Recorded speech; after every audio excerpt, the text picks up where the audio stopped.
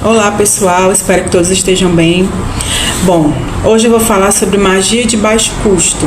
Eu até já falei em outros vídeos sobre isso, mas hoje eu vou falar de uma maneira mais detalhada. É a magia de uma maneira geral, não vou me apegar a nenhuma vertente, vou falar pelo viés de uma magia mais livre e principalmente para quem está começando, ou para aquela pessoa que já tem uma prática, já tem uma experiência, mas de certa forma tem alguns engessamentos, né, alguns condicionamentos que acabam atrapalhando a fluidez da magia, né? Bom, a gente sabe que para fazer magia a gente precisa dispor de alguns elementos, de alguns instrumentos, e a gente vive num sistema capitalista, então a oferta de muitos instrumentos, né, de coisas para vender é muito grande. E isso, para quem está iniciando, pode ser um problema. Por quê? Porque você acaba paralisando porque não tem determinado objeto, não tem determinada ferramenta. E as ferramentas, elas são importantes, né? Porque a ferramenta, ela ajuda a materializar ali a sua intenção, o seu desejo. Então, as ferramentas, elas são importantes. Um altar bonito, com muitos elementos, com elementos caros, elementos nobres, metais nobres, é muito bonito, muito interessante também.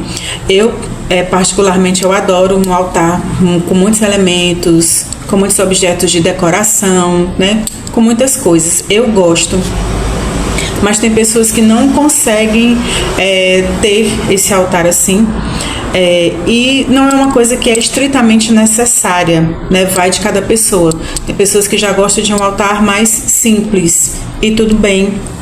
E para quem está iniciando na magia, quando se depara com esses altares aí muito rebuscados, pode se sentir um pouco intimidado.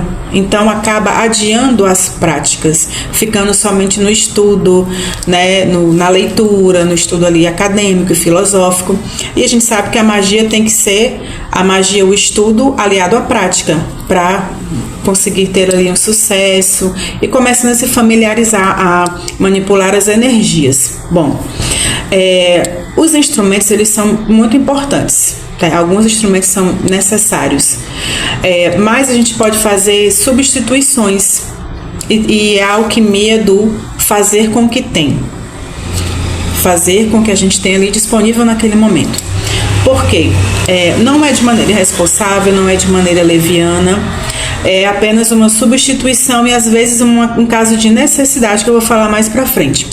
Então, se você acha que você só pode fazer magia se você tiver, por exemplo, uma faca de prata com pedras preciosas, ou se você tiver ali um cálice de cobre ou de bronze, então você está admitindo que aquele objeto, ele tem mais poder do que você. E tem objetos, sim, certos materiais nobres, né, que tem ali uma energia específica, mas aquele material, aquele instrumento, aquele objeto, ele só vai ter a conotação de sagrado, e o poder vem da pessoa que está por detrás desse objeto. Ou seja, quem está segurando a faca, quem está segurando o cálice, então o poder vem do mago, vem da bruxa. E nós temos o poder de sacralizar as coisas. Então, até um objeto novo que a gente compra, até as velas, eu pelo menos tenho o hábito de limpar e sacralizar, né? Isso vai de cada um. Então, uma simples faca que você tem na sua casa pode ser o seu atame, né? Um copo simples, uma taça simples, se é o que você tem, você pode ali limpar e sacralizar e ser muito eficiente, né? Porque o que é que vai importar? Vai importar o seu domínio mental, vai importar o seu conhecimento ali daquela magia, né, e a energia que você vai conseguir manipular. Porque se você tem elementos caríssimos, facas, sinos, cálices caríssimos e de materiais nobres, e você não sabe manipular aquela energia, e você não sabe conduzir, vai ser apenas uma ferramenta, um objeto de decoração, sem poder nenhum, sem utilidade nenhuma. Então, na mão da bruxa, um objeto simples, ele se torna um objeto mágico, ele se torna um objeto sagrado, porque a bruxa tem que ter esse domínio e essa percepção de que tudo é magia, com tudo a gente pode fazer magia. Se a gente não tiver condições ou não quiser, também vai muito da vontade, né? Existe a magia discreta também. Então a gente tem que olhar por esse viés de fazer magia no dia a dia de maneira discreta. Então um simples copo, uma simples pena que você acha, ou uma moeda, dependendo aí do seu estudo, da sua intenção, da sua intuição, pode se tornar um objeto mágico. E isso é muito eficiente, por quê? Porque a gente aprende a lidar com as energias, a movimentar as energias. E isso nos aproxima cada vez mais de quê? De uma expansão de consciência, do domínio da nossa mente, do domínio das energias. E entrando agora mais pelo viés do luciferianismo, o luciferianismo é o domínio da nossa mente, é o nosso autoconhecimento. Então, dominar a nossa mente, conhecer as energias profundamente, é uma missão, né? É um trabalho que a gente precisa fazer, precisa ser bem executado. Então, fazer as suas magias, manipular as energias aí no seu dia a dia, de acordo com a sua vontade, com a sua necessidade, também faz parte do luciferianismo, né? De estar ali alinhado com essa filosofia, com essa magia, com essa energia. Porque, por exemplo, se você está numa situação de perigo, né? Às vezes a gente está em alguma situação de perigo, que a gente sente um perigo, e você não tem ali os seus instrumentos, e você não tem como acender uma vela, e você não tem como fazer uma magia ali mais trabalhada. Você vai ter que fazer magia com o que você tem, que é o quê? O domínio da sua mente, o domínio das suas emoções, com estratégia, né, com autoconhecimento, e com esse domínio do seu próprio corpo. Agora entrando já pelo viés do corpo como um templo, né, já falando de maneira mais detalhada. Por quê? Porque partindo do princípio de que somos divindades, né, o nosso corpo, ele é a manifestação da divindade ali que a gente cultua, que a gente se volta. E então a gente precisa ter esse domínio, né, do nosso corpo, da nossa mente, de todos os nossos corpos, né? O emocional, o mental, o físico. E partindo desse princípio, vou começar a falar da respiração.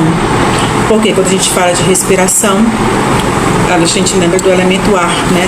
O ar que entra e sai dos nossos pulmões, que a gente dominando algumas técnicas e estando ali familiarizado, é uma forma de magia, é uma forma de concentração e de ajuda nas gnoses, né? Então, assim, fazer magia com o que tem é transformar as coisas profanas em sagradas. E você ter o domínio do seu corpo, o conhecimento do seu corpo, também é sagrado, né? Mente sã, corpo são. Então, respirar com consciência é uma dessas coisas que é interessante que a gente aprenda a fazer. Por quê? Porque a respiração consciente, ela nos ajuda nas nossas gnoses a entrar em estados alterados de consciência. Fora que, ritualisticamente, o nosso sopro, né, você dá vida às coisas, a um objeto, você sopra, né, o poder da sua fala, fazendo uma conjuração, ou simplesmente falando uma palavra sagrada que o ar vem de dentro dos seus pulmões com toda força e toda intensidade. Isso é trabalhar o elemento ar também. Isso é colocar o seu foco e a sua vontade. Então, não vou me aprofundar em técnicas de respiração, porque existem muitas e cada pessoa vai se adaptar e se familiarizar com uma. Mas é interessante se aprofundar em técnicas de respiração. A gente tem o yoga, que movimenta o corpo e também trabalha essa respiração consciente, que é interessante aprender alguns exercícios e colocando ali no dia a dia, no meio das práticas, né, no meio das ritualísticas. E falando em mexer o corpo, o exercício físico também, ele é muito importante para o praticante de magia, muito importante, porque além da questão estética, né, não é sobre a questão estética, mas você fazer uma atividade física faz bem para o seu corpo, já se sabe que faz muito bem para a mente.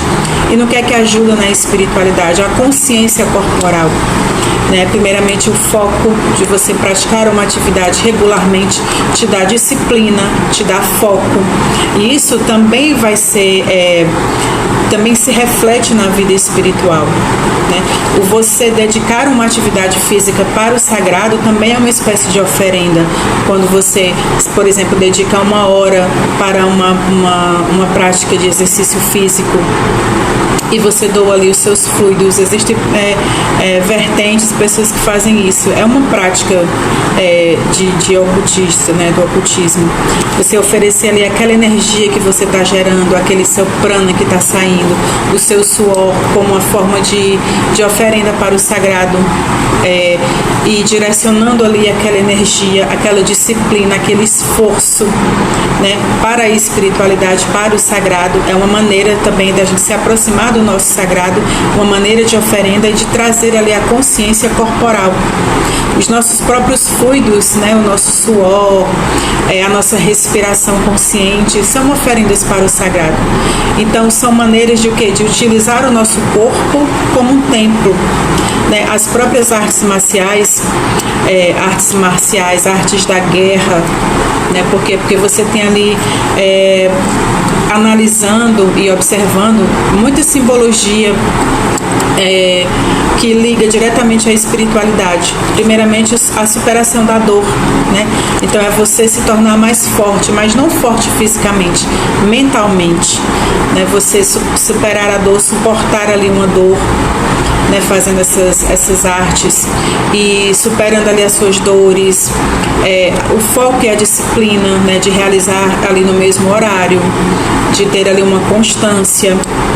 E ali você vai trabalhando a sua mente. E quando você trabalha a sua mente com esse foco, com essa disciplina, com essa doação, você vai fortalecendo a sua mente. E isso vai melhorando o quê? Melhora a sua gnose, melhora a sua concentração. E fisicamente, né, melhora o sono, melhora a autoestima. O seu corpo físico fica mais ágil, com mais vitalidade. Por que é interessante? Porque alguns trabalhos espirituais, dependendo do trabalho, exigem muito do nosso corpo, né? Exige muito da nossa energia. Então, suportar certas energias, trabalhar com certas energias que são mais densas, mais complexas, é muito desgastante para o nosso corpo. Então, ter um corpo, não estou falando de estética, mas um corpo ali saudável, com vitalidade, que você tem um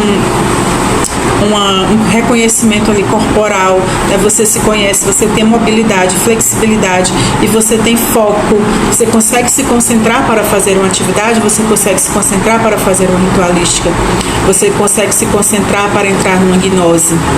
Então, uma coisa ligada à outra. Nós temos 4 corpos, né? Nosso corpo emocional, o físico, o mental e o espiritual. Então, um está ligado ao outro. Se algum desses corpos está muito desequilibrado ou muito adoecido, isso reverbera nos outros. Então, por exemplo, se você está com o seu emocional abalado, por exemplo, isso vai reverter na sua mente, no seu corpo físico, na sua espiritualidade. Então, a gente sabe que o equilíbrio perfeito não existe. Existe a fluidez, existe você se conhecer tanto e tão profundamente que você consegue identificar onde é que você precisa se dedicar mais, o que é que você está precisando para essa balança ficar equilibrada.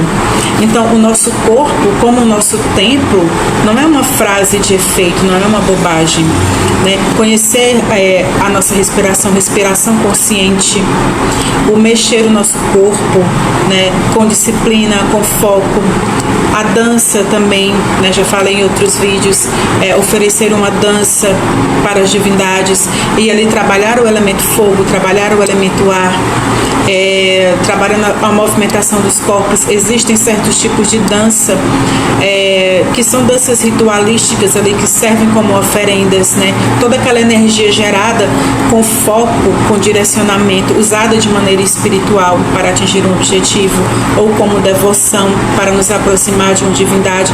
Então, tudo isso são técnicas para a gente usar o nosso corpo como realmente um templo, né? Para a gente honrar a divindade que nós somos, né?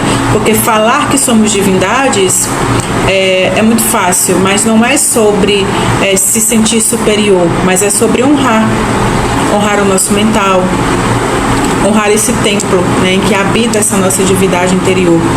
né? E a magia, né, voltando para o assunto lá do começo, ela pode e deve ser simples, ela não precisa ser complicada nem precisa ser complexa, né? Então, a questão do altar que eu falei lá no começo, não estou demonizando altares complexos ou rebuscados ou com muitos elementos, mas se você não consegue dominar a sua mente, se você não consegue ter domínio do seu corpo, do seu emocional, e se você não consegue trabalhar com um copo com água e uma vela, você não vai conseguir dominar ou trabalhar num altar com muitos elementos, que muitas vezes pode até confundir, pode até atrapalhar do que ajudar. Então são várias nuances, né? Uma coisa vai levando a outra, né? Então essa simplicidade, você ter esse jogo de cintura, né, de trabalhar com o que tem, seja uma vela simples, seja um copo com água, seja apenas com a sua respiração, seja apenas com uma dança, seja fazendo um exercício físico, trabalhando esse corpo para que ele seja são, né, saudável, e ali você tenha uma consciência corporal, né, e energética e consequentemente espiritual. Então, magia, ela é simples, né?